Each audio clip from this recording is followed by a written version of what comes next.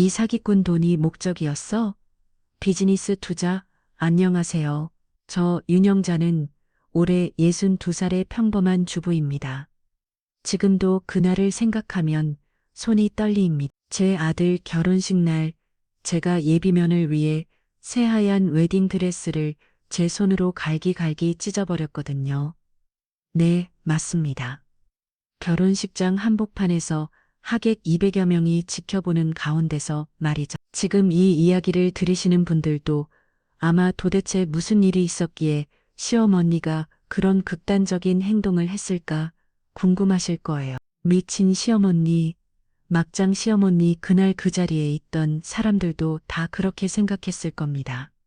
하지만 제가 왜 그런 선택을 할 수밖에 없었던지 그 이유를 처음부터 끝까지 들으시면 여러분도 이해하실 거라고 믿습니다. 아니, 오히려 잘했다고 박수를 보내주실지도 모르죠. 사실 저도 처음엔 그 예비면을 일을 정말 좋아했어요.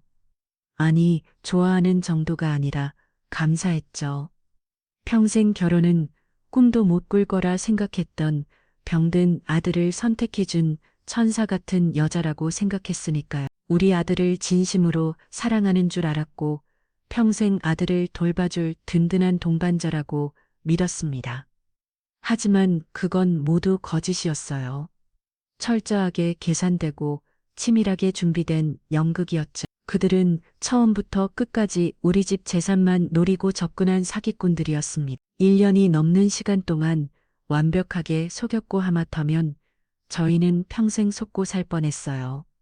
지금부터 제가 들려드릴 이야기는 한 편의 드라마보다 더 극적이고 막장 드라마보다 더 충격적인 실화입니다. 어떻게 평범한 가정이 사기꾼들의 타깃이 되었는지, 어떻게 그들의 정체를 알아냈는지, 그리고 그 후 어떻게 되었는지 모든 걸 있는 그대로 들려드리겠습니다. 우리 아들 현수 이야기부터 해야겠네요. 현수는 태어날 때부터 몸이 약했어요. 출산 직후 청색증이 있어서 이미베이터에서 일주일을 보냈죠. 의사 선생님은 선천성 심장질환이라는 진단을 내리셨어요. 심실중격결손이라는 병이었는데 쉽게 말하면 심장벽에 구멍이 있다는 거였죠. 어머님, 이 아이는 평생 관리가 필요합니다. 약을 꾸준히 먹어야 하고 무리한 운동은 절대 금물이에요. 정기적으로 검진도 받아야 하고요. 그 말을 듣고 얼마나 울었는지 몰라요. 왜 하필 우리 아이가 뭘 잘못해서 이런 포를 받는 건가? 자책도 많이 했죠. 임신 중에 제가 뭔가 잘못한 건 아닐까, 태교를 소홀히 한 건 제가 그렇게 힘들어할 때마다 남편을 제 곁에서 늘 저를 위로해 주었죠. 정말이지 남편이 없었다면 저도 견딜 수 없었을 겁니다. 현수는 자라면서도 늘 아팠어요. 매일 아침 저녁으로 약을 먹어야 했고 조금만 뛰어도 숨이 차서 헥헥거렸죠. 다른 아이들이 운동장에서 축구할 때 현수는 교실에 남아 책을 읽거나 그림을 그렸어요. 채우 씨가 늘 변학이었고 운동회 때는 응원만 했죠. 현수가 초등학교 3학년 때였나요? 현수가 울면서 집에 온 날이 있었어요. 엄마, 나는 왜 이렇게 태어났어? 친구들이 나보고 병약이래. 축구도 못하고 달리기도 못하는 바보래. 그날 현수를 꼭 안고 밤새 울었어요. 현수야, 너는 바보가 아니야. 다른 친구들보다 몸이 좀 약할 뿐이야. 대신 너는 그림도 잘 그리고 책도 많이 읽고 피아노도 잘 치잖아. 모든 사람은 다 달라. 너는 너만의 특별함이 있는 거야. 그래도 현수는 늘 밝았어요. 아니, 밝으려고 노력했다는 게 맞겠네요. 중학교, 고등학교를 거치면서도 현수는 불평 한마디 없이 자신의 상황을 받아들였어요. 대학도 무사히 들어갔고 국문학을 전공했죠. 엄마, 나는 몸이 약하니까 머리로 하는 일을 해야 해. 작가가 되거나 출판사에서 일하고 싶어. 25세 대학을 졸업하고 작은 출판사에 취직했을 때 저는 정말 감사했어요. 비록 월급은 200만 원 남짓으로 많지 않았지만 현수가 좋아하는 일을 할 수 있다는 게 얼마나 다행인지 몰라요. 하지만 연애는 꿈도 못 꿨죠. 35이 되도록 여자친구 한 명 없었어요. 제가 몇 번 소개팅을 주선해 봤지만 여자들은 현수의 병을 알고는 다들 고개를 저었어요. 현수 씨는 정말 좋은 사람이, 성격도 좋고 똑똑하고, 근데 저는 좀 건강한 사람이 좋을 것 같아. 이런 말을 몇 번 듣고 나니 저도 포기하게 되더라고요. 그래, 현수가 건강하게만 살아준다면 그것만으로도 충분해. 결혼이 인생의 전부는 아니잖아. 스스로를 위로하며 살았죠. 그런데 정말 기적 같은 일이 일어났어요. 퇴근해서 집에 온 현수가 현관문을 열자마자 수줍게 말하더군요. 며칠 사이에 현수의 표정이 참 밝아졌다고 생각했는데 그 이유가 따로 있었더라고요. 엄마, 나 소개받은 사람이 있는데 처음엔 귀를 의심했어요. 뭐, 누가 너한테 소개를 시켜줬다는 거니? 회사 김 부장님이 본인 조카라고 하시면서 한번 만나보라고 하셨거든. 근데 진짜 괜찮은 사람 같아. 솔직히 별 기대는 안 했어요. 어차피 또 현수 건강 얘기 듣고 도망갈 거라고 생각했지. 그런데 일주일 후 현수가 예비면을 이를 집으로 데려왔어요. 첫 인상은 정말 좋았습니다. 깔끔한 단발머리에 수수한 옷차림, 화장도 진하지 않고 단정했어요. 무엇보다 현수를 바라보는 눈빛이 따뜻했죠. 인사를 하는데 목소리도 차분하고 예의 바르더군요. 어머님, 안녕하세요. 현수 씨한테 많이 들었어요. 어머님이 요리를 정말 잘하신다고 하더라고요. 어머님 칭찬을 참 많이 했어요. 칭찬할 게 뭐가 있다고. 요리야 살림오래 하다 보면 누구나 이 정도는 하는 걸. 그래도 대단하세요. 저희 엄마는 요리를 잘 못하셔서 늘 배달 음식으로 뜨고 나거든요. 예비면을 이는 제가 준비한 차와 다과를 맛있게 먹으며 자연스럽게 대화를 이어갔어요. 대학에서 간호학을 전공했다고 했고 지금은 대학 병원에서 간호사로 일한다고 했죠. 간호사라 힘들지 않니? 힘들긴 하지만 보람이 있어요. 아픈 사람들이 건강해지는 걸 보면 뿌듯하거든요. 차를 마시며 이야기를 나누던 중 예비면을 이가 조심스럽게 물었어요. 어머님, 저 현수 씨 건강 상태에 대해 들었는데요. 제가 좀 더 자세히 알아도 될까요? 정 간호사다 보니 정확히 알고 싶어서요. 순간 가슴이 철렁했지. 아, 역시 알고 나면 도망가려나 보다 싶었어요. 하지만 숨길 수도 없는 일이니 솔직하게 다 말했죠. 선천성 심장질환이라는 것, 평생 약을 먹어야 한다는 것, 무리하면 안 된다는 것. 제 설명을 다 듣고 난 예비면을 이의 반응은 예상 바뀌었어요. 어머님, 저는 상관없어요. 뭐라고? 저 간호사잖아요. 심실중격 결손이 뭔지 잘 알아. 요즘은 약물 치료도 많이 발전했고 관리만 잘하면 일반인과 다른 없이 살 수 있어요. 그리고 예비면을 이는 잠시 말을 멈추더니 진지한 표정으로 말했어요. 사람이 언제 어떻게 될지는 아무도 모르는 거잖아요. 건강한 사람도 내일 교통사고를 당할 수 있고 갑자기 암 진단을 받을 수도 있어요. 제가 병원에서 일하면서 그런 경우를 너무 많이 봤거든요. 중요한 건 지금 이 순간 아닌가요? 저는 현수 씨가 좋아요. 현수 씨와 함께 할 수 있는 시간이 얼마든 간에 그 시간이 행복하다면 충분하다고 생각해요. 그 말을 듣고 눈물이 났어요. 정말 간만에 우리 현수를 있는 그대로 받아주는 사람을 만난 거구나 싶어서. 그날 이후 예비면을 이는 정말 극진했어요. 간호사라는 직업 때문인지 현수 건강 관리에 완벽했죠. 현수가 먹는 약 이름과 복용 시간을 모두 외워서 핸드폰에 알람까지 맞춰놨어요. 현수 씨 약 먹을 시간이에요. 물력이 있어요. 주말마다 우리 집에 와서는 현수를 위한 건강식을 만들어주기도 했어요. 어머님, 이건 연어 스테이크예요. 오메가3가 풍부해서 심장에 좋대요. 이건 시금치 샐러드고요. 엽산이 많아서 혈액순환에 도움이 된대요. 병원 갈 때도 항상 동행했어요. 담당 의사 선생님과 이야기할 때도 전문 용어를 써보며 현수 상태를 꼼꼼히 체크했죠. 선생님, 현수 씨, BMP의 수치가 지난번보다 좀 올라간 것 같은데 약 용량 조절이 필요한가요? 네. 의사 선생님도 감탄하셨어요. 여자친구분이 간호사시군요. 현수 씨는 복 받으셨네요. 이렇게 잘 챙겨주는 분이 있으니 걱정 없겠어요. 한 달쯤 지났을 때 예비면을 이의 부모님을 만났습니다. 종로의 한 한정식 집에서 만났는데 사돈이 될 분들도 참 좋은 인상이었어요. 아버지는 작은 인쇄소를 운영한다고 했고 어머니는 전업주부라고 했죠. 우리 딸이 현수를 정말 좋아하나 봐요. 매일 집에 와서는 현수 이야기만 해요. 현수가 오늘은 뭐 했대, 무슨 책 읽었대, 귀에 못이 박히도록 들었어요.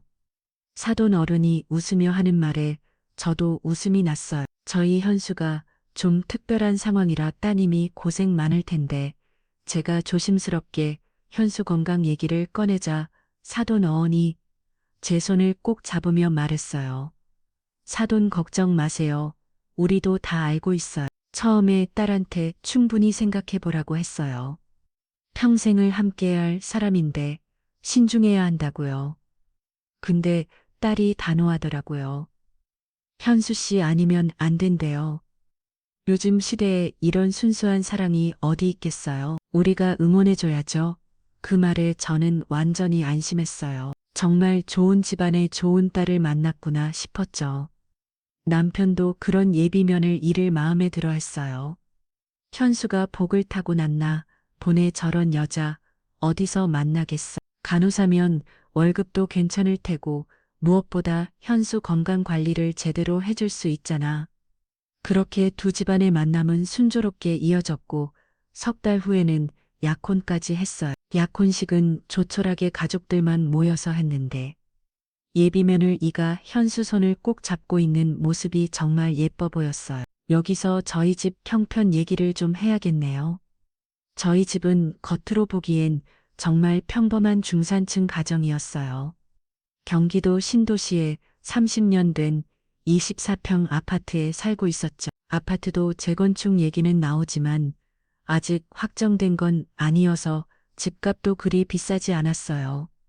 남편은 중소기업에서 30년 넘게 일하다가 작년에 정년 퇴직했어요. 퇴직금으로 5천만 원 정도 받았는데 그것도 노후 자금이라며 은행에 넣어두고 조금씩 쓰고 있었죠. 현수도 작은 출판사 직원이니 월급이 많지 않았고요.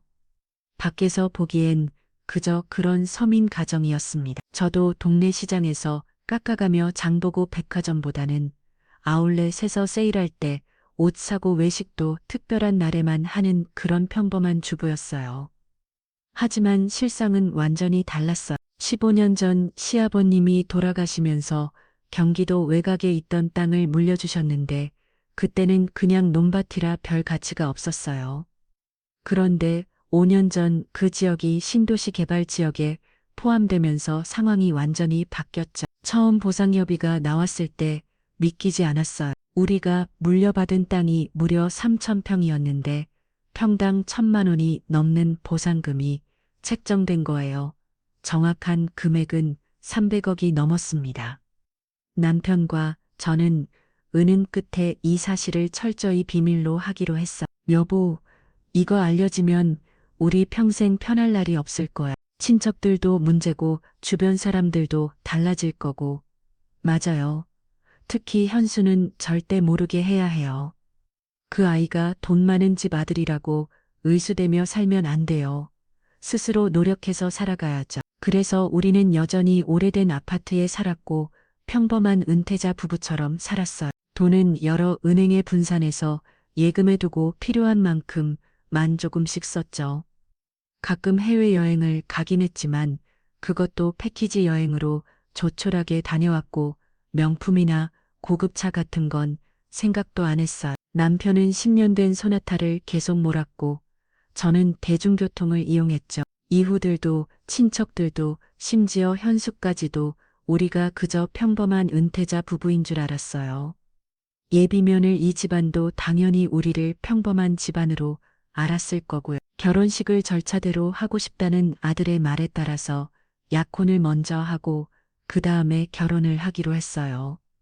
그래서 준비를 시작했죠. 처음엔 정말 순조로웠어요. 예비면을 이도 소박하게 하고 싶어요. 라고 했고 사돈댁도 요즘 같은 시대에 허례허식은 필요 없다고 했으니까요. 그런데 어느 순간부터 사돈댁의 태도가 조금씩 달라지기 시작했어요. 먼저 예단 얘기가 나왔습니다. 안사돈이 제게 전화를 했어요. 사돈 예단 준비는 어떻게 하고 계세요? 아, 네. 한복 2벌 정도 해드리려고 하는데요. 아이고, 요즘은 한복만 하는 집이 없대요. 우리 딸 친구들 시집갈 때 보군요. 다들 명품 가방에 시계 주얼리 세트는 기본이래요. 그래요. 딸이 친구들 만날 때 너무 초라하면 안 되잖아요. LMS 백 하나, 샤넬 시계, 그리고 불가리 주얼리 세트 정도는 해주셔야 안 되겠네요. 제가 이따가 애들 앞으로 리스트 보낼게요. 그거 보고 참고하세요. 아, 네. 알겠어요. 그럼 받아보고 얘기 드릴게요. 리스트를 받아보니 예단만 1개 넘었어요. 솔직히 너무 놀랐죠. 저희를 평범한 집안으로 알고 있다면 절대로 강요할 수 없는 금액의 예단이었으니까요. 그리고 시대가 많이 변했다고는 하지만 신부 측 예단에 맞춰서 신랑은 답례 예단을 하는 게 맞다고 생각했는데 사돈댁에서 온 예단이라고는 한복 2벌이 전부였거든요. 그것도 한눈에 봐도 싸구려 한복이었고요. 그러니 더더욱 저는 이해가 되지 않았죠. 그런데 며칠 후엔 옛물 얘기가 나오더군요. 사돈 옛물은 어떻게 생각하세요? 반지 정도 생각하고 있어요. 아, 반지 정도 생각하고 있어요. 아, 반지 정도 생각하고 있어요. 아, 반지 정도 생각하고 있어요. 아, 반지 정단 당연하고요. 요즘은 최소 OK로 쓴 되어야 한대요. 그리고 목걸이랑 귀걸이도 세트로 맞춰주시면 좋겠어요. 딸이 평생 한 번 받는 거잖아. 다이아몬드 OK로드, 반지에 목걸이 귀걸이 세트, 또 다시 계산해보니 5천만 원이 넘었어요. 신혼여행 얘기도 나왔어요. 사돈 신혼여행은 유럽으로 1달 정도 다녀오고 싶대요. 1달이요? 네, 이번 기회가 아니면 언제 가보겠어요.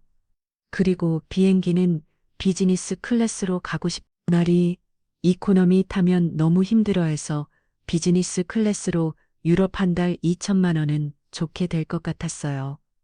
신혼집 얘기는 더 황당했어요. 사돈 아이들 신혼집은 어떻게 하실 거예요? 글쎄요, 현수 형편에 맞춰서. 아이고, 사돈 요즘 시대의 남자가 집 하나 장만 못하면 안 되죠. 강남에 전세로라도 들어가야 해요. 최소 30평은 되려 살만하대요. 강남 30평 전세 10억은 필요했죠. 그 외에도 혼수 가전 제품은 최고급으로, 가구는 수입 브랜드로, 심지어 수저 세트까지 명품으로 해달라고 했어요. 저는 고민이 됐어요. 이게 정상적인 요금과 너무 과한 거 아닌가. 하지만 남편은 오히려 긍정적이었어요. 여보, 우리가 돈이 없는 것도 아니고 현수 평생 한 번 결혼인데 해줄 수 있는 건 해주자. 특히 현수 몸이 그런데도 받아준 고마운 집안 아니야. 그 말도 맞았어요. 우리한테 돈이 있으니까. 그리고 무엇보다 예비 며느리가 현수를 정말 사랑하는 것 같았으니까요.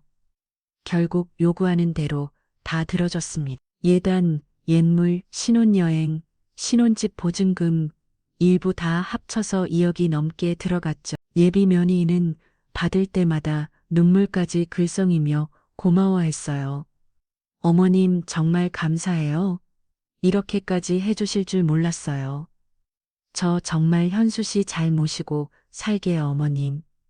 아버님께도 잘하고요. 그 모습을 보니 돈이 아깝지 않았어요. 그래, 이 정도 투자로 현수가 행복할 수 있다면 결혼 준비를 하면서 정말 돈이 물 쓰듯 나갔어요. 옛물로 5캐럿 다이아몬드, 반지에 목걸이 귀걸이 세트로 6천만 원, 예단으로 LMS 비계에 3천만 원, 샤넬 시계와 옷까지 들로 2천만 원, 불가리 주얼리로 평 500만 원, 옛물 예단만 1억 2천만 원이 들었죠. 거기다 결혼식장도 예비 며느리가 원하는 강남 최고급 호텔로 잡았어요. 하루 대관료만 3천만 원이었죠. 식사는 1인당 몇만 원짜리 코스 요리로 200명분, 또 웨딩 드레스도 유명 디자이너 것으로 구입하니 500만 원, 턱시도도 맞축으로 사돈 이렇게까지 안 하셔도 되는데, 사돈은 말로는 그렇게 했지만 눈빛은 반짝이고 있었어요. 아이고, 우리 현수 평생 한 번인데요. 이 정도는 해줘야죠. 신혼집 전세금은 그렇다 치고 혼수가정과 가구로 5천만 원, 신혼여행 비용으로 2천만 원, 계산해보니 총 2억 3천만 원이 들었어요. 처음에 낚임없이 다 해주고 싶다던 남편도 쓴 돈을 계산하며 조금 놀라기도 했어요. 물론 저도 염려되는 부분이었고요. 하지만 아들이 이렇게 좋은 여자를 다시 만날 수 있을까라는 생각을 하면서 이 정도는 해줘야겠다고 스스로를 합리화시켰죠. 그렇게 모든 결혼식 준비를 끝내고 드디어 결혼식 날이 밝았어요. 새벽 4시에 눈이 떠졌죠. 잠이 올 리 없었어요. 우리 현수가 결혼을 한다니 꿈만 같았거든요. 35가지 연애 한번 못 해보낸 아들이 드디어 결혼을 하는구나. 심장병 때문에 평생 혼자 살 줄 알았는데 침대에서 뒤척이다가 5시에 일어났어요. 미용실 예약을 다시 한번 확인하고 한복도 한 번 더 점검했죠. 안 사돈이 사돈은 격이 있으셔야 한다며 추천한 곳에서 마쳤죠. 6시에 미용실로 향했어요. 동네에서 제일 유명한 미용실이었는데 원장님이 직접 머리를 해주기로 했어요. 오늘 아들님 결혼이시죠? 직해요. 축하드려요. 신부가 정말 예쁘다고 들었어요. 미용실 원장님이 머리를 만지면 말했어요. 감사해요. 정말 예쁘고 착한 아이예요. 그때 옆자리에서 파마하던 동네 아주머니가 끼어들었어요. 어머 윤 여사님, 근데 예단이며 예물이며 엄청 퍼주셨다면서요? 아, 그게 동네 방네 소문 다 났어요. 2억이 넘게 썼다고요? 대단하시네요. 그런 돈이 어디 있으셨어요? 순간 가슴이 철렁했어요. 우리 집 재산을 숨기고 살았는데 이렇게 소문이 나다니 에이 무슨 2억이에요. 그냥 있는 거 없는 거 다 털어서 한 거죠. 그래도 예물만 오케이라며 우리 딸 시집 갈 때는 1K로 또 겨우 했는데 미용실 직원도 거들었어요. 맞아요. 저희 동네 금은방 사장님이 그러시는데 그렇게 큰 다이아 반지는 1년에 한 2개 팔릴까 말까래요. 어디 숨겨둔 재산이 있으신가 봐요. 안 그러고서야 어떻게 그렇게 큰 돈을 이런저런 수다가 계속됐어요. 다들 부러운 듯 시기하는 듯한 눈빛이었죠. 그나저나 신부 복 터졌네요.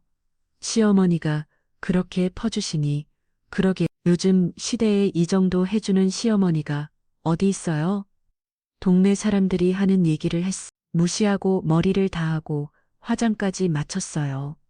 그러다 보니 시간이 훌쩍 지나 있더군요. 집으로 서둘러 돌아온 저는 바로 한복으로 갈아입었어요. 거울을 보니 제법 품위가 있어 보였어요. 여보, 오늘따라 젊어 보이네. 20년 전으로 되돌아간 것 같은데 괜히 비행기 태우지 말아요. 우리 부부는 서로를 보며 웃었어요. 평생 이런 날이 올 줄은 정말 몰랐거든요. 9시쯤 결혼식장에 도착했어요. 강남의 유명한 웨딩홀이었는데 예비면이 위 측에서 원한 곳이었죠. 예식 시간은 낮 12시였지만 일찍 가서 이것저것 확인하고 싶었어요. 신부 대기실로 먼저 갔습니다. 예비면이 위는 이미 와서 메이크업을 받고 있었어요. 새하얀 웨딩 드레스가 정말 잘 어울렸죠. 드레스만 500만 원이 넘는다고 들었는데 확실히 그만한 값어치를 하는 것 같았어요. 어머님 오셨어요. 일찍 오셨네요. 예비 며느리가 환하게 웃으며 인사했어요. 화장을 받는 중이라 완전하지는 않았지만 정말 천사 같았죠. 어머님 덕분에 이렇게 좋은 드레스도 입고 좋은 곳에서 결혼식도 하고 정말 감사해요. 평생 잊지 않을게. 아니야. 우리가 더 고맙지. 우리 현수를 받아줘서. 무슨 말씀이세요? 제가 더 좋아서 하는 거예요. 현수 씨랑 평생 행복하게 잘 살게요. 그 말이 그렇게 진심으로 들렸어요. 눈빛도 진실해 보였고 표정도 행복해 보였죠. 아, 정말 우리 현수가 좋은 사람을 만났구나. 신랑 대기실로 가보니 현수도 준비를 하고 있었어요. 턱시도를 입은 모습이 정말 멋있었죠. 키는 작고 왜소하지만 오늘만큼은 세상에서 제일 멋진 신랑이었어요. 엄마 나 어때? 우리 아들이 제일 멋있어. 이제 다 큰 어른 같아. 엄마도 참 내가 그럼 언제 냈어? 엄마도 오늘 정말 예뻐. 30년은 젊어 보였어요. 현수의 농담에 웃음이 났어요. 10시가 되자 하객들이 도착하기 시작했어요. 우리 쪽 친척들, 현수대학 동기들, 회사 사람, 예비 며느리 쪽도 가족, 친구, 직장, 동료들이 속속 도착했죠. 어머 현수 엄마, 오늘 정말 예쁘네. 한복이 정말 잘 어울려. 현수가 드디어 결혼을 하는구나. 정말 축하해. 신부가 정말 예쁘다며 현수가 복이 많 축하 인사를 받으며 정신없이 시간이 흘렀어요. 어느새 11시 30분이 되었죠. 예식 시작 30분 전 저는 화장실에 가고 싶어서 자리를 떴어요. 마니마 기요시키 하객들과 인사하느라 물을 많이 마셨더니 급하더라고요. 여자 화장실은 2층에 있었어요. 화장실로 들어가서 긴 한복 치마를 들추고 볼일을 보려고 하는데 밖에서 누군가가 우르르 대화를 하면서 들어오더군요. 목소리를 들어보니 분명 아까 인사를 나눴던 사돈의 친구들이었죠. 사돈은 참 우아하고 지적으로 보였는데 그 친구들은 경박스러운 목소리를 하고 있어서 참 어울리지 않는다 싶었거든. 보통 친구들은 끼리끼리 만난다고들 하잖아요. 그런 느낌이 들지 않았어요. 그래서 더 귀를 기울이었던 것 같아요. 야, 정말 대박이다. 자리 완전 금수저 집안에 시집가네. 뭔 금수저야? 봤잖아. 그냥 평범한 집이야. 30년 된 아파트에 산대. 에이, 너는 모르는 소리 하고 있니? 우리 언니가 그러는데 그 집에 돈이 어마어마하대. 야, 누가 들으면 어떡하려고 그래. 조용히 말해. 듣긴 누가 들어. 그리고 그런 소리 좀 하면 어때? 오늘 결혼식인데 물을 수도 없지. 안 그래? 그 말을 듣는 순간 심장이 쿵 내려앉더군요. 우리 집 재산을 어떻게 그들이 알고 있으며 어떻게 제 마음대로 떠들 수 있지라는 생각이 들었던 것 같아요. 아무래도 안 되겠다 싶어 저는 핸드폰의 녹음 버튼을 눌렀어요. 정말 그걸 어떻게 알았대? 걔가 그 집 조사 좀 했대. 먼저 등기부등본부터 떼어봤는데 시아버지 명의로 된 땅이 엄청 많더라. 그래서 세무서에 아는 사람 통해서 알아봤더니 신도시 개발로 보상금을 수백억 받았다지 뭐야. 헐, 진짜? 그럼 완전 부자네? 부자 정도가 아니야. 수백억이면 재벌급이지. 근데 일부러 숨기고 사는 거래. 세금 때문인지 아니면 주변 사람들 때문인지 제 다리가 떨리기 시작했어요. 어떻게 등기부등본도까지 떼어봤다니. 와, 그럼 결혼하고 나면 완전 인생 역전이네. 그것도 그런데 더 좋은 게 뭔지 알아? 뭔데? 아까 본 사위 알지? 걔가 심장병이 있다잖아. 그것도 선천성이래. 오래 못 산대. 어머, 정말? 응. 의사가 그랬대. 관리 잘해도 50까지 살기 힘들다고. 지금이 35시니까 길어야 15년 아닐까. 아들 죽고 나면 그 집 재산 다 자기 거 되는 거지. 제 온 몸이 얼어붙었어요. 이게 무슨 소리지? 누가 이런 말을 대화하는 계속됐어. 저는 화장실 칸에서 나갈 수도 없었고 그렇다고 계속 듣고 있을 수도 없었지만 몸이 얼어붙은 것처럼 움직일 수가 없었어요. 그래서 그럼 그거 알고도 결혼하는 거야? 당연히 알지. 다 설명했대. 근데 어떻게 설득했대? 아무리 돈이 많아도 아픈 사람이랑 결혼하는 건 좀 그렇지 않아. 처음엔 딸이 절대 싫다고 했대. 사진 보고는 더 싫다고 했고 사진이 별로였어. 키도 작고 왜소하고 얼굴도 그냥 그렇고 게다가 병까지 있다는데 누가 좋다고 하겠어? 그럼 어떻게 된 거야? 설득했지. 1, 2년만 참으면 되는 거라고. 어차피 병이 있으니까 오래 못 살 거고 그럼 젊은 나이에 엄청난 재산 상속받는 거라고. 그 돈이면 남은 평생 호화롭게 살 수 있다고. 와, 그래도 그게 매일 같이 살아야 하는데 그래서 전략을 짰대. 간호사니까 환자 돌보는 것처럼 생각하라고 일종의 비즈니스라고 생각하면 됨하고 제 머릿속에 하얘졌어요. 비즈니스, 우리 현수와의 결혼이 비즈니스. 네, 근데 그 남자는 모르는 거야? 자기가 이용당하는 거? 당연히 모르지. 아까 연기 실력 못 봤어. 완전 천생 배우야. 맞아. 아까 보니까 정말 사랑에 빠진 여자가 있더라. 그치. 내가 들었는데 딸이 매일 밤 전화해서 하소연한데 그 남자랑 손잡는 것도 싫다고 키스하는 건 더 끔찍하다고. 어머, 그럼 어떡해. 눈 질근 감고 참는데 재산 생각하면서 수백억이라고 생각하면 참을 많다고. 대단하네. 나 같으면 못할 것 같은데. 그래서 딸한테 정신과 상상도 바뀌었대. 연기하느라 스트레스 받을까봐 정신과까지. 의사가 그랬대.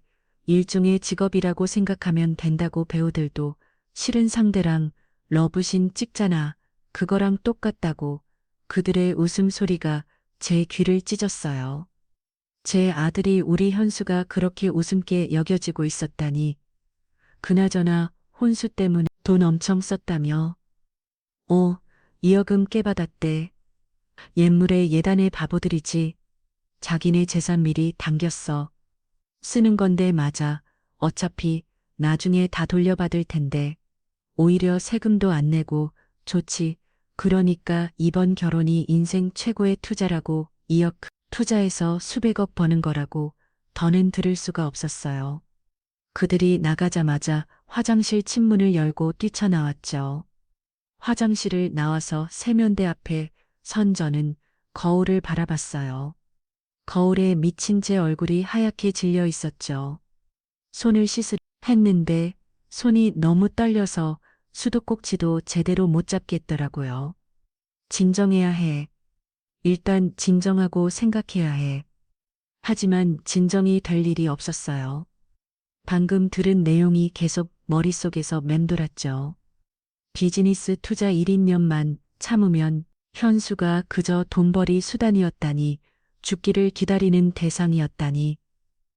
핸드폰을 꺼내 녹음 파일을 확인했어요. 다행히 모든 대화가 선명하게 녹음되어 있었죠. 이건 증거가 될 거예요. 복도를 걸으면서 생각했어요. 이대로 결혼식 진행해야 하나. 하객들도 다 왔고 음식도 준비됐고 축의금도 받았고 무엇보다 현수는 지금 세상에서 가장 행복한 표정을 짓고 굴 텐데. 아니야. 안 돼. 이런 사기꾼에게 우리 아들을 맡길 수 없어. 평생 속고 살게 할 수는 없어. 그런데 어떻게 해야 하지? 지금 가서 현수한테 말하면? 아니야. 현수가 믿을까? 녹음 파일이 있긴 하지만 그때 떠오른 게 신부 대기실이었어요. 그 예비면을 위해 얼굴을 다시 보고 싶었어요. 정말 그런 여자인지, 정말 돈 때문에 우리 현수에게 접근한 건지. 발걸음이 점점 빨라졌어요. 어느새 저는 뛰고 있었죠.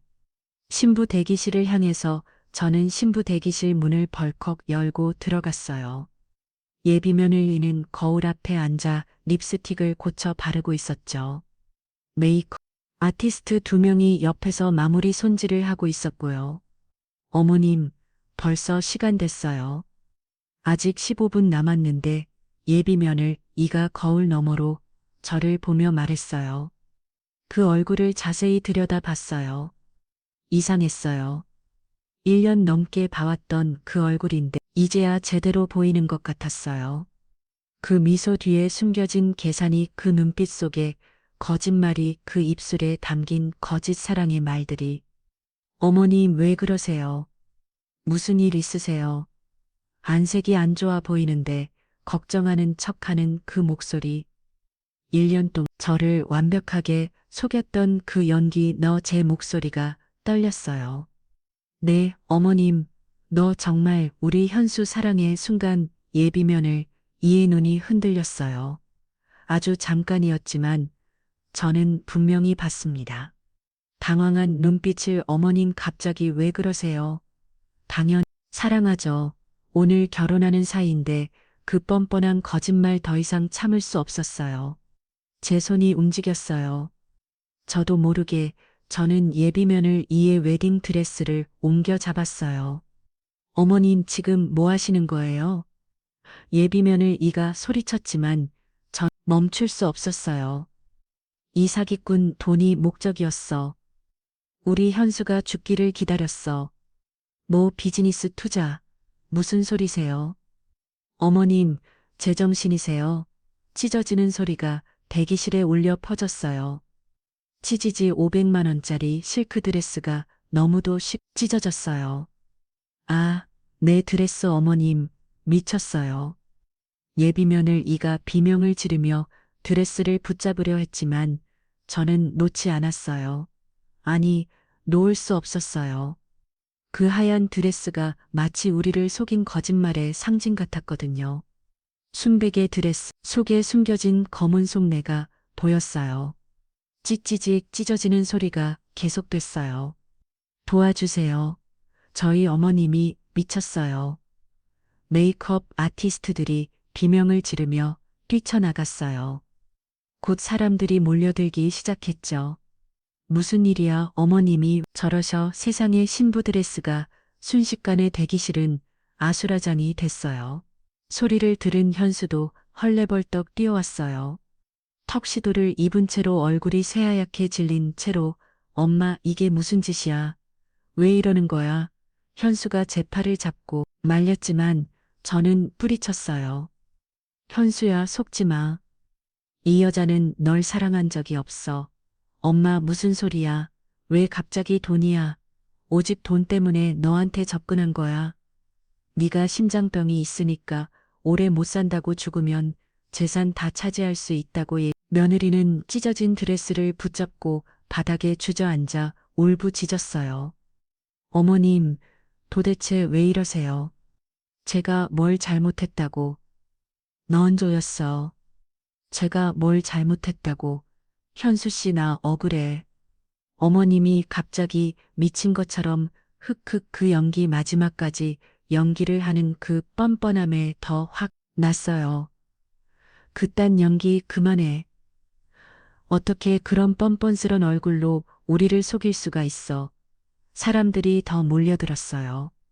우리 쪽 친척들, 사돈떡 사람들, 하객들까지. 무슨 일이에요? 신부 드레스가 왜, 어머님이 왜 저러시지? 옹성거리는 소리가 커졌어요. 저는 찢어진 드레스를 입은 예비 며느리를 뒤로 하고 몰려든 사람들을 향해 외쳤어요. 다들 들으세요. 이 결혼은 사기예요. 제 목소리가 식장 전체에 울려 퍼졌어요. 순간 모든 사람들의 시선이 저에게 집중됐죠. 어르신들은 깜짝 놀라서 입을 벌렸고 하객들은 무슨 일인가 싶어 수근거리기 시작했어요. 엄마 현수가 당황한 얼굴로 절 말리려 했어요. 턱시도 자락을 붙잡으며 저를 제지하려 했지만 저는 아들의 손을 뿌리쳤어요. 현수야, 말 들어. 네가 알아야 해. 모두가 알아야 해. 저는 떨리는 손으로 예비 며느리를 가리키며 계속했어요. 이 여자는 우리 아들을 사랑한 적이 단 한 번도 없어요. 오직 우리 집 재산만 노리고 접근한 거예요. 옥성거리는 소리가 커졌어요. 하객들이 서로 얼굴을 바라보며 믿을 수 없다는 표정을 지었죠. 무슨 소리야? 재산이라니, 그 집에 무슨 재산이 저 집이 부자였어. 아니, 평범한 집 아니었나? 저는 목소리를 더 높였어요. 모두가 들을 수 있도록 진실 묻히지 않도록 우리 집에 돈이 많다는 걸 미리 조사해서 알아냈어요. 등기 부등본을 떼어보고 세무사에 아는 사람 닭이 동원해서 우리 집 재산을 사사치 조사했다고요.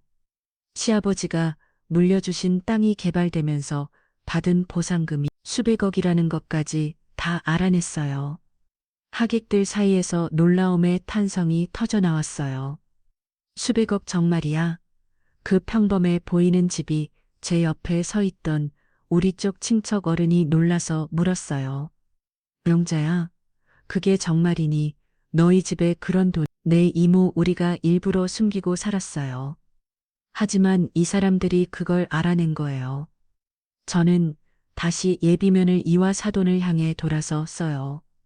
더 충격적인 건요, 우리 현수가 심장병이 있다는 걸 이용했다는 거예요. 선천성 심장병이니까 오래 못 산다고 의사가 50까지 살기 힘들다고 했다며 조금만 참으면 그 수백억 재산을 다 차지할 수 있다고 계산한 거예요. 이때 사돈떡 사람들이 헐레벌떡 뛰어왔어요. 안사돈은 한복 치마를 잡고 거의 뛰다시피 했고 바깥사돈은 얼굴이 벌겋게 달아올라 있었죠. 사돈, 이게 무슨 망신이에요? 왜 이러시는 거예요? 안사돈이 절규하듯 소리쳤어요. 망신이라고요. 저는 코웃음을 쳤어요. 당신들이 다 짜고 친 거잖아. 방금 전에 화장실에서 친구들이 다 떠들어댔어. 처음부터 끝까지 계획된 사기였다고. 그게 무슨 말이에요? 사돈이 당황해서 도듬거렸어요. 하지만 이미 얼굴은 하얗게 질려 있었죠. 당신이 딸을 설득했다며. 당신 딸이 처음엔 우리 현수 보기 싫어했다고, 사진만 봐도 거부감 들었다고, 키 작고 못생기고 병든 남자라고 절대 싫다고 했다면서요. 제 말 한마디에 하객들의 표정이 점점 심각해졌어요. 특히 예비면을 이쪽 하객들은 충격을 감추지 못했죠. 그런데 당신 설득했잖아요. 돈이 수백억이면 몇 년 참는 거 일도 아니라고. 젊은 나이에 미망이 되면 남은 인생 편하게 살 수 있다고. 사돈의 얼굴이 하얗다 못해 파랗게 질렸어요. 입술이 팔을 떨렸죠. 그건 오해. 어떤 오해요? 당신이 딸한테 비즈니스라고 생각하라고 했다며요?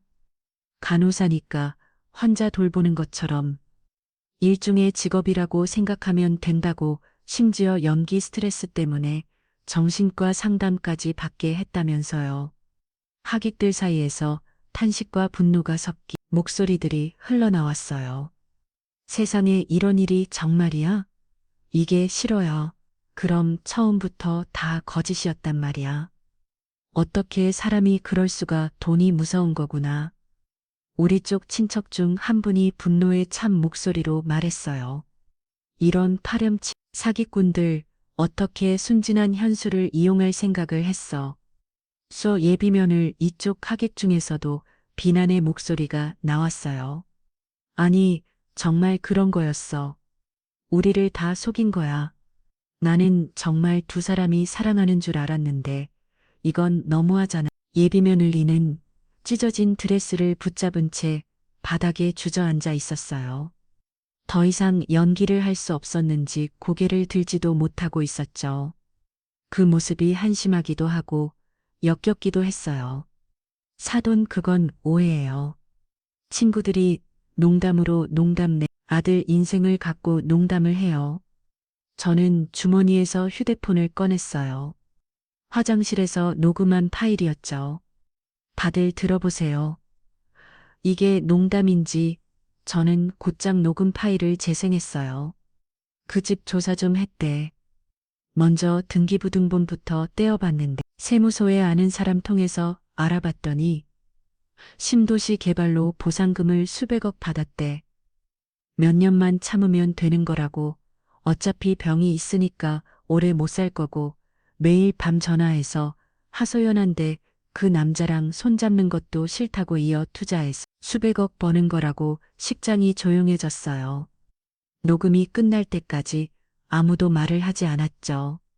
예비 며느리는 더 이상 연기를 할 수 없었나 봐요. 바닥에 주저앉아 얼굴을 감싸고 있었죠. 울지도 않고 그저 고개를 숙이고 있었어요. 사돈도 할 말을 잃었어요. 입을 벙긋거리기만 할 뿐 아무 말도 하지 못했죠. 이게 다 사실이야? 현수의 목소리가 떨렸어요. 턱시도를 입은 채로 믿을 수 없다는 표정으로 예비 며느리를 바라봤죠. 예비 며느리는 고개를 들지 못했어요. 대답해. 정말이야? 정말 돈 때문이었어. 달 사랑한다고 했잖아. 병이 있어도 상관없다고 했잖아. 그게 다 거짓이었어. 그게 나는 예비 며느리가 드디어 입을 열었지만 할 말이 없었나 봐요. 그래, 맞아. 처음엔 그랬어. 드디어 인정했어요. 그 순간 현수의 눈에서 눈물이 흘렸죠. 처음엔? 그럼 나중에 진심이었다는 거야? 나도 너랑 지내면서 정이 들었어. 진짜야. 네가 좋은 사람이라는 건 알았어. 좋은 사람? 그래서 좋은 사람이니까 소개해도 된다는 거야? 현수의 목소리가 높아졌어요. 평소에 한 번도 소리를 높인 적 없는 아이였는데 내가 그렇게 병든 몸으로 돈이나 물려줄 호구로 보였어. 아니야, 현수야. 그만해. 더 이상 듣고 싶지 않아. 현수는 돌아섰어요. 식장이 아수라장이 된 가운데 갑자기 사돈이 제 앞으로 다가왔어요. 그리고는 믿을 수 없는 행동을 했죠. 사돈이 제 앞에 털썩 무릎을 꿇었어요. 60대 중반의 나이에 그것도 수백 명의 하객들이 보는 앞에서 무릎을 꿇은 거예요. 안사돈도 따라서 무릎을 꿇으려 했지만 한복 치마가 걸려 비틀거렸죠. 사돈 제발 용서해 주세요. 우리 잘못했어요. 사돈의 목소리는 떨리고 있었어요. 입에는 땀이 송글송글 맺혔고 손은 제 한복 치매자락을 잡으려 했죠. 저는 뒤로 물러섰어요. 지금 무릎 꿇는다고 되는 일이에요. 1년 넘게 우리를 속였는데 제 목소리는 차가웠어요. 분노를 넘어서 이제는 냉정함만 남았죠. 정말 죄송해요. 우리가 욕심이 과했어요. 돈에 눈이 멀었어요. 제발 한 번만 용서해 주세요. 울면서 애원을 하는 목소리가 참 가정스럽게 느껴졌어요. 사돈, 저희가 정말 잘못했어요. 날려는 잘못 가르쳤어요. 저희가 죽을 죄를 지었어요. 제발 한 번만. 주변의 하객들이 수근거렸어요. 전 아이의 무릎까지 꿇고 그래도 용서할 수 없는 일이지. 돈 때문에 사람을 속이다니. 저는 단호하게 고개를 저었어요. 감히 구할 수 있나요? 전 당신들을 용서할 마음이 없습니다. 전부 혼인빙자 사기로 고소하겠습니다. 제발의 사돈의 얼굴이 더 하얗게 질렸어요. 아니, 이제는 파란색에 가까웠죠. 사돈, 그건 안 돼요. 우리 딸 전과자 만들 거예요. 사돈 거의 절규하듯 외쳤어요. 전과자요. 지금 그게 문제예요. 당신 딸이 한 짓씩 범죄 아니면 뭐예요? 아니, 그래도 그렇게 되면 우리 딸 인생이 끝나요. 간호사 일도 못하게 되고 결혼도 못하고. 제발 사돈이 제 발 앞에 머리를 좋아했어요. 정말로 이마가 바닥에 닿을 정도로 엎드렸죠. 그럼 우리 아들 마음은요? 평생 트라우마로 남을 텐데 진심으로 사랑한다고 믿었는데 그게 다 거짓이었다는 걸 알게 된 우리 아들은 어떻게 돼요? 제 목소리가 떨렸어요. 분노보다는 슬픔이 밀려왔죠. 우리 현수가 얼마나 순수한 아이인지 아세요? 태어나서 한 번도 남을 속인 적 없고 거짓말도 못하는 아이예요. 그런 아이운 첫사랑을 평생 단 한 번뿐일 사랑을 잃어 짓밟았는데 제발 한 번만 용서해 주세요. 옛물이고 예단이고 다 돌려드릴게요. 받은 거 다 돌려드릴 테니까 바깥 사손이 다시 애원했어요. 그러자 이번엔 안사돈이 나섰죠. 맞아요. 2억 넘게 받은 거 다 돌려드릴게요. 거기 위자료도 드릴게요. 얼마든지 드릴 테니 제발 하객들 사이에서 또 옹성거림이 일었어요. 2억이나 받았대. 그것도 다 계획이었구나. 정말 악질이네. 저는 코웃음을 쳤어요. 돈 문제가 아니에요. 지금 돈으로 해결하려고요. 아들의 순수한 마음을 짓밟은 게 돈으로 해결돼요. 1년 넘게 사랑받는다고 믿고 행복해했던 그 시간들이 돈으로 보상돼요. 그럼 어떻게 하면 뭘 원하시는지 말씀해 주세요. 법적인 처벌을 받으라는 거예요. 당신들이 한 세대한 대가를 치르라는 거죠. 저는 주머니에서 휴대폰을 꺼냈어요. 이미 저장해둔 변호사 번호를 찾았죠. 주변이 조용해졌어요. 모두가 제 행동을 주시하고 있었죠. 사돈 제발 마지막으로 한 번만 부탁드려요. 사돈이 다시 절교했지만 저는 이미 통화 버튼을 눌렀어요. 여보세요. 김 변호사님. 네, 저 윤영자입니다. 사돈 부부가 절망적인 표정저 서로를 바라봤어요. 네, 변호사님. 지금 당장 오셔야 할 것 같아요. 혼인빙자 사기로 고소를 하려 하거든요. 되도록 빨리 오셨으면 하네요. 제가 혼인빙자 사기라는 단어를 말하자 하객들 사이에서 탄식이 흘러나왔어요. 네, 증거도 있습니다. 녹음 파일도 있고 증인들도 많고요. 네, 결혼식장입니다. 주소는 저는 차분하게 주소를 불러줬어요. 사돈 부부는 망연자실한 표정으로 바닥에 주저앉아 있었죠. 예비 며느리도 이제는 울지도 못하고 그저 멍하니 앉아 있었어요. 찢어진 웨딩드레스가 그녀의 진짜 모습을 보여주는 것 같았죠. 겉은 화려했지만 속 추악했던 거짓으로 포장된 사랑이 찢어진 드레스처럼 너덜롯을 찐 거예요. 네, 변호사님, 1시간 안에 오신다고요? 감사합니다. 전화를 끊고 나서 저는 사돈 부부를 내려다봤어요. 이제 법이 판단할 겁니다. 당신들이 한 짓이 얼마나 나쁜 짓인지, 어떤 처벌을 받아야 하는지. 현수가 제 옆으로 왔어요. 눈이 빨갛게 충혈되어 있었지만 더 이상 울지는 않았죠. 엄마 정말 고소할 거야. 그래야 해. 현수야, 이런 사람들이 또 다른 피해자를 만들지 않으려면, 그리고 네가 받은 상처에 대한 최소한의 책임을 지게 하려면. 현수는 고개를 끄덕였어요. 알았어, 엄마. 엄마가 결정한 대로 해식장은 이제 완전히 얼어붙었어요. 축복받아야 할 결혼식장이 법정 같은 분위기가 된 거죠. 하객들 하나, 둘 자리를 뜨기 시작했고 누구도 축하의 말을 건네지 않았어요. 이렇게 우리 가족의 악몽 같은 하루는 법적 대응으로 이어지게 되었습니다. 그로부터 6개월 후 드디어 재판 결과가 나오는 날이었습니다. 서울중앙지방법 제13호 법정저와 남편 그리고 현수는 원고 측 자리에 앉아 있었어요. 맞은편 피고 측에는 예비 며느리와 사돈 부부가 초췌한 모습으로 앉아 있었죠. 6개월 전 그 화려했던 결혼식장의 모습과는 너무나 대조적이었어요. 잠시 후 판결을 선고하겠습니다. 판사님의 말에 법정안이 숨막히는 정적에 휩싸였어요. 현수의 손이 미세하게 떨리는 걸 느꼈죠. 저는 아들의 손을 꼭 잡아줬어요. 6개월간의 재판 과정은 정말 힘들었어요. 처음엔 예비 며느리 측이 혐의를 부인했죠. 사랑이 식어볼 뿐이지 처음부터 사기를 친 건 아니라고 주장했어요. 하지만 증거들이 하나둘 제시되거나 그들의 거짓말은 무너지기 시작했죠. 먼저 민사 판결을 선고합니다. 피고인들은 일어서 주십시오. 며느리와 사돈 부부가 변호사와 함께 일어섰어요. 셋 모두 얼굴이 창백했죠. 본법원은 다음과 같이 판결합니다.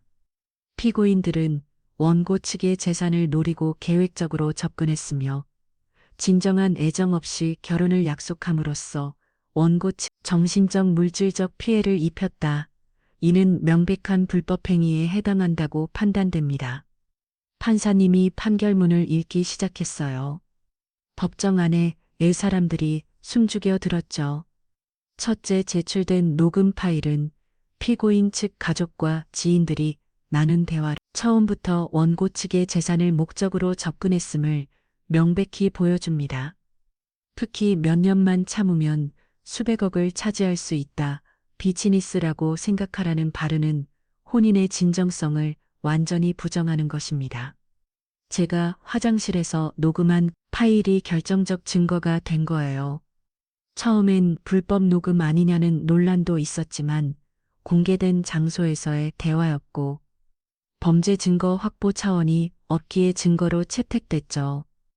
둘째, 피고인이 정신과 상담을 받은 기록을 보면 결혼 상대에 대한 애정을 느끼지 못한다. 결혼 생활을 연기처럼 해야 한다는 부담감, 상대방과의 신체 접촉이 극도로 불편하다 등의 내용 예요 반복적으로 나타납니다. 이는 피고인이 진정한 사랑 없이 오직 금전적 이익만을 목적으로 결혼을 진행했음을 보여줍니다. 예비 며느리가 고개를 푹 숙였어요. 정신과 상담 기록이 공개되면서 그녀의 이중적인 모습이 만천에 드러난 거죠. 셋째, 피고인 측은 원고 측의 재산을 파악하기 위해 등기부등본을 열람하고 불법적인 경로로 세무정보를 취급했습니다. 등기부등본 열람 자체는 합법이나 지인을 통해 세무정보를 불법 취급한 것은 개인정보법 위반에 해합니다. 이 부분에서 사돈 부부가 흔치 했어요. 세무사에 아는 사람을 통해 우리 집 제 정보를 빼는 게 드러났거든요. 넷째, 원고 측 아들의 선천성 심장질환을 악용한 점은 특히 비난받아 마땅합니다. 환자의 기대 수명을 계산하여 재산 상속 시기를 예측하고 이를 투자라고 표현한 것은 인간의 기본적인 도덕성 상실한 행위입니다. 현수가 제 손을 더 꽉 잡았어요. 이 부분이 현수에게는 가장 아픈 대목이었죠. 따라서 본 법원은 민사상 손해배상에 대해 다음과 같이 선고합니다. 법정안이 더욱 조용해졌어요. 피고인 3명은 연대하여 원고에게 위자료 5천만 원을 지급하라. 또한 혼인 준비 과정에서 원고가 지출한 예물 및 예단 비용 2억 원을 배상하라. 총 2억 5천만 원을 판결 확정일로부터 한 달 내에 지급해야 한다. 사돈 부부의 얼굴이 새파랗게 질렸죠. 배상이라는 건 3명이 함께 책임진다는 의미였어요. 한 사람이 못 갚으면 다른 사람들이 대신 갚아야 하는 거죠. 다음으로 형사 판결입니다. 형사 피고인은 일어서 주십시오. 이번엔 예비면을 이루어 섰어요. 형사 처벌은 즉 사기 행위를 한 예비면을 임한받게 되는 거였죠. 부모는 도덕적 책임은 있지만 직접적인 사기 행위를 입증하기 어려워 형사처벌 대상에서는 제외됐어요. 피고인은 형법 347조 사기죄로 징역 1년을 선고합니다. 다만 초범이 일부 피해 배상 의사를 보인 점, 범행을 인정하고 반성하는 점을 참작하여 2년간 집행을 유예합니다. 예비면을 이어 다리가 풀린 듯 휘청거렸어요. 변호사가 급히 부축했죠. 또한 피고인은 40시간의 사회봉사 명령과 함께 보호 관찰을 받도록 합니다. 재판장님, 예비면을 이가 갑자기 소리쳤어요. 죄송합니다. 정말 죄송합니다. 제가 잘못했어요. 늦은 사과였죠. 늦은 사과였죠. 법정 경위가 제지했지만 예비면을 이는 계속 울부짖었어요. 현수야, 미안해. 정말 미안해. 피고인은 조용히 하십시오. 반사님의 엄한 목소리에 예비면을 입을 다물었어요. 재판이 끝난 후 복도에서 사돈 부부를 마주쳤어요. 사돈, 우리가 정말 집을 팔아서라도 꼭 갚겠습니다. 바깥 사돈이 비틀거리며 말했어요. 사이에 10년은 늙은 것 같았죠. 그래야죠. 법원 판결이니까요. 제가 차갑게 답했어요. 나중에 들은 얘기로는 예비면을 인해 집안은 정말로 완전히 무너졌다고 해요. 배상금 이어 5천만 원을 마련하려고 살던 집을 팔았는데 그것만으로는 부족했대요. 사돈이 운영하던 인쇄소도 급하게 처분했지만 죗값을 받지 못했고 결국 은행 대출에 사채까지 썼다더군요. 친척들에게도 손을 벌렸지만 다들 외면했대요. 사기꾼 가족이라는 낙인이 찍혔으니까요. 예비면을 이는 대학병원에서 즉시 해고됐어요. 사기죄로 집행유예를 받았다는 사실이 알려지자마자 병원 측에서 즉각 해고 통보를 했다더군요. 환자들을 돌보는 간호사가 사기죄 전과자라는 게 알려지면 병원 이미지에 치명적이죠. 당연한 조치였어요. 우리 변호사님이 설명해 줬어요. 간호사 변호 자체는 취소되지 않았지만 사실상 간호사로서의 삶은 끝난 거나 마찬가지예요. 어느 병원이 사기 전과자를 간호사로 채용하겠어요. 환자들이 몸을 맡길 수 있겠습니까? 덕후 이 사건이 언론에도 보도되면서 예비면을 이의 얼굴과 실명이 인터넷에 터졌대요. 혼인빙자 사기 간호사라는 꼬리표가 평생 따라다니게 된 거죠. 집행유예 기간 2년이 끝나도 전과 기록은 남아요. 게다가 인터넷에 한번 퍼진 내용은 지워지지 않죠. 아마 평생 정상적인 직업을 갖기 어려울 겁니다. 변호사쌤의 말대로였어요. 예비면을 이는 간호사 일을 완전히 포기하고 지방의 작은 공장에서 일용직으로 일한다는 소문을 들었어요. 한때 대학병원 간호사로 전문직 생활을 하던 사람이 말이죠. 사돈 부부도 마찬가지였어요. 인쇄소를 잃고 집을 잃고 평생 모은 재산을 모두 잃었죠. 게다가 동네에서 사기꾼 부모라는 손가락질을 받으며 결국 서울을 떠났다고 들었어요. 그래도 싸요. 우리 현수가 받은 마음의 상처를 생각하면 남편이 말했어요. 재판정을 나오면서 현수가 제게 말했어요. 엄마, 이제 끝이야. 더 이상 그 사람들 생각하지 말자. 그래, 현수야. 이제 정말 끝이야. 법적으로는 우리가 이겼어요. 배상금도 받게 됐고 예비면을 잃은 처벌도 받았죠. 하지만 우리 모두 알고 있었어요. 돈으로도 처벌로도 돌이킬 수 없는 상처가 있다는 걸 현수가 느꼈을 배신감, 자신이 사랑이 아닌 돈으로만 받았다는 그 상처는 쉽게 아무리 않을 거예요. 하지만 그래도 다행인 건 늦게 나마 진실을 알게 됐다는 거죠. 평생 속고 살 뻔했던 그 끔찍한 미래를 피할 수 있었으니까요. 지금은 그 일이 있은 지 1년 반이 지났어요. 예비면을 인해 가족은 서울을 완전히 떠났다고 들었어요.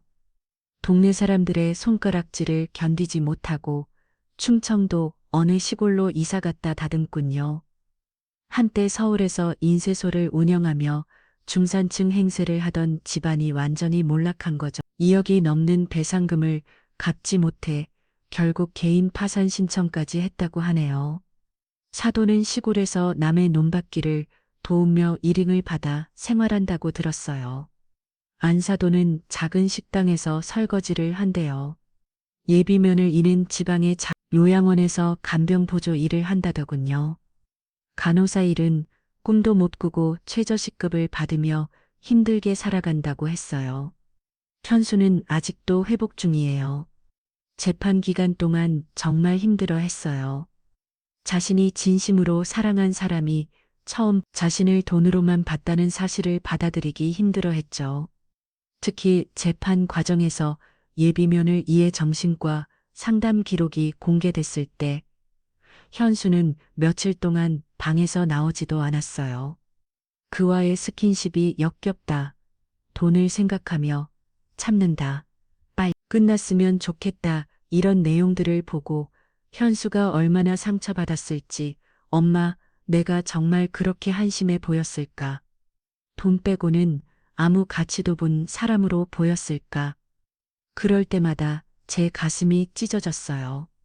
현수야, 그건 네 잘못이 아니야. 나쁜 사람들을 만난 거야. 세상에는 좋은 사람이 더 많아. 너를 있는 그대로 받아줄 사람이 분명 있을 거야. 나도 그렇게 생각해. 근데 마음 추스리는 게 쉽지 않네. 엄마한테도 괜히 미안하고 네가 뭐가 미안해. 나쁜 인간들한테 당한 건 잘못이 아니야. 그 인간들이 잘못한 거지. 새로운 사람이 또 나타날 거야. 걱정하지 마.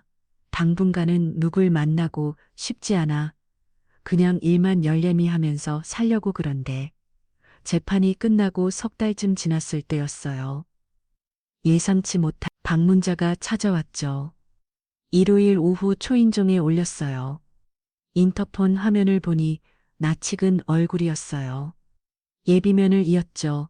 한때는 며느리가 될 뻔했던, 지금은 전과자가 된 그 여자가 우리 집 앞에 서 있었어요. 여긴 무슨 일이냐? 인터폰으로 타갑게 물었어요. 어머니 많이, 아주머니, 잠깐만 배붙고 싶어요. 현수한테 전하고 싶은 말이 있어요. 필요 없어. 그냥 돌아가거라. 네가 한 짓이 있다면 더 이상 얼굴 들이밀 생각은 말해야지. 제발요. 5분만 아니 3분만 주세요. 초췌한 모습이 치근하기는 했지만 현수를 생각하면 절대 문을 열어줄 수 없었어요. 그런데 그때 현수가 제 뒤에 와 있었어요. 엄마 들어오라고 해. 현수야, 굳이 마지막으로 할 말이 있나 봐. 듣고 완전히 끝내고 싶어. 현수 단호한 목소리에 저는 문을 열었어요.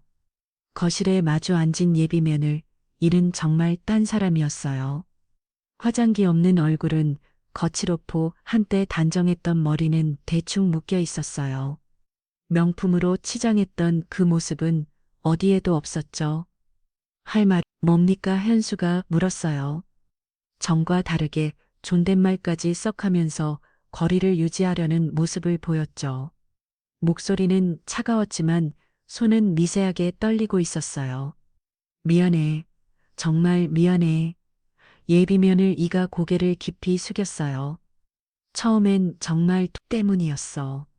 엄마가 부모님이 그렇게 하라고 해서 그런데 시간이 지나면서 내 진심을 알게 됐어. 얼마나 순수하고 따뜻한 산인지 그때는 이미 늦었지만 정말 미안해. 예비면을 잃은 봉투 하나를 꺼냈어요. 이거 별거 아니지만 배상금 일부야 300만 원 뿐이지만 앞으로도 조금씩 갚아 나갈게. 이런 거 필요 없습니다. 법원 판결대로 하면 될 일이죠. 이건 안 받을 테니 그냥 갖고 돌아가세요. 현수가 봉투를 밀어냈어요. 그리고 진심이었다는 말도 필요 없습니다. 그딴 말이 이제 와서 무슨 소용이에요. 당신이 연기였는지 진심이었는지 이제는 구분도 안 돼요. 예비면을 이의 눈에서 눈물이 흘렀어요. 알아요. 용서받을 수 없다는 것도 알아요. 그저 미안하다는 말을 꼭 하고 싶었어요. 현수 씨는 정말 좋은 사람이에요. 꼭 좋은 사람 만나서 행복하게 사세요. 예비며느리는 일어났어요. 현관으로 걸어가다가 뒤돌아봤죠. 어머님, 그동안 저를 진심으로 대해주셔서 감사했어요. 비록 저는 거짓이었지만 어머님의 사랑은 진짜였다는 걸 알아요. 죄송해요. 그렇게 예비면을 잃은 떠났어요. 그 뒤로는 다시는 오지 않았죠. 며칠이 지난 뒤 현수가 제게 말했어요. 엄마, 이제 정말 끝난 것 같아. 미움도 원망도 이제는 없어. 그저 불쌍 사람이구나 싶어. 그 말을 듣고 안심이 됐어요. 현수가 조금씩 상처를 극복하고 있다는 걸 느꼈으니까요. 지금 현수는 다시 일상으로 돌아왔어요. 출판사에 다시 출근하고 주말엔 도서관에 가서 책을 읽어요. 최근에는 글쓰기 모임에도 나가기 시작했어요. 거기서 좋은 사람들을 만나고 있대요. 아직 연애는 생각 없다고 하지만 그래도 조금씩 마음을 열어가고 있는 것 같아요. 하지만 아직도 가끔 묻습니다. 엄마, 나도 누군가에게 진심으로 사랑받을 수 있을까? 그럴 때마다 저는 대답합니다. 당연하지. 너는 충분히 사랑받을 자격이 있는 사람이야. 이번 일로 상처받았지만 그 상처가 너로 더욱 강하게 만들 거야. 언젠가는 너를 있는 그대로 사랑해주는 사람을 만날 거야. 제가 그 화장실에서 그 대화를 듣지 못했다면 어떻게 됐을까요? 현수는 평생 속고 살았을 거예요. 예비 며느리는 현수가 죽기만을 기다리며 가식적인 결혼 생활을 했겠죠. 매일 밤 거짓 미소를 지으며 속으로는 현수가 하루빨리 세상을 떠나기를 바랐을 거예요. 그리고 현수가 세상을 떠난 후 그제야 진실을 알게 됐을지도 모릅니다. 아니, 어쩌면 영원히 몸은 채 속았을 수도 있겠죠. 생각만 해도 끔찍해요. 제 아들이 사랑이라고 믿으며 행복해하는 그 순간에 옆에 있는 사람은 그의 죽음을 기다리고 있었을 테니까요. 이번 일을 겪으면서 저는 많은 걸 배웠어요. 첫째, 돈을 숨기고 서는 것도 필요하지만 그것 때문에 가족이 위험에 빠질 수도 있다는 것. 우리가 평범한 척 살았지만 결국 들킬 사람에게는 다 들키더라고요. 둘째, 부모의 욕심이 자식을 망친다는 것. 예비 며느리도 어쩌면 부모의 욕심에 희생된 피해자일지도 몰라요. 물론 그렇다고 용서할 수는 없지만요. 셋째, 사랑에도 검증이 필요하다는 것. 재산이 많거나 특별한 상황에 있는 사람일수록 더 조심해야 해요. 의심하는 게 나쁜 게 아니에요. 자신과 가족을 지키는 방법이죠. 여러분, 결혼은 사랑이 바탕이 되어야 합니다. 돈이나 조건만 보고 결혼하면 반드시 불행해져요. 거짓은 오래 가지 못하고 진실은 언젠가는 밝혀지게 마련이니까요. 설령 평생 숨긴다 해도 그 죄책감과 불안감 속에서 행복할 수 있을까요? 특히 우리처럼 재산이 있는 집은 더 조심해야 해요. 돈의 눈에만 사람들이 얼마나 무서운지 저는 뼈저리게 느꼈어요. 그들은 1년이고 2년이고 완벽하게 연기할 수 있어요. 사랑하는 척, 행복한 척, 걱정하는 척. 하지만 그래도 감사한 건 늦게라도 진실을 알게 됐다는 거예요. 만약 그들의 계획대로 됐다면 현수는 자신을 사랑하지도 않는 여자와 살다가 쓸쓸하게 세상을 떠났을 거예요. 그리고 우리가 평생 모은 재산은 그런 사기꾼들 손에 넘어갔겠죠. 지금 현수는 비록 상처받았지만 살아있어요. 그리고 조금씩 회복하고 있어요. 시간, 약이라는 말이 정말 맞는 것 같아요. 처음엔 밥도 못 먹고 잠도 못 잤던 현수가 이제는 다시 웃기도 하고 농담도 해요. 비록 예전처럼 순수하게 사람을 믿지는 못하지만 그것도 성장의 한 과정이라고 생각해요. 현수도 언젠가는 이 아픔을 완전히 극복하고 진정한 사랑을 찾을 거예요. 그때는 더 신중하고 현명하게 사람을 볼 수 있겠죠. 제 이야기가 누군가에게는 교훈이 되길 바랍니다. 사랑을 가장한 거짓말에 속지 마세요. 돈보다 중요한 건 진심이에요. 그리고 무엇보다 가족을 지키는 건 때로는 극단적인 선택도 필요하다는 걸 기억하세요. 저는 그날 며느리의 드레스를 찢은 걸 단 한 번도 후회하지 않아요. 그게 제 아들을 지키는 유일한 방법이었으니까요. 만약 그때 제가 체면이나 남의 시선을 의식해서 가만히 있었다면 현수의 인생은 완전히 망가졌을 거예요. 때로는 엄마의 직점을 믿으세요. 그리고 이상하다 싶으면 끝까지 파헤치세요. 그것이 가족을 지키는 길입니다. 자, 이제 댓글로 사리시고 어디서 이 사연을 시청하시는지 써주세요. 누가 이 영상을 시청하고 있는지 아는 것은 저희에게 정말 중요합니다. 좋아요를 눌러주시고 채널을 구독해주세요. 오늘도 복 받으세요. 감사합니다.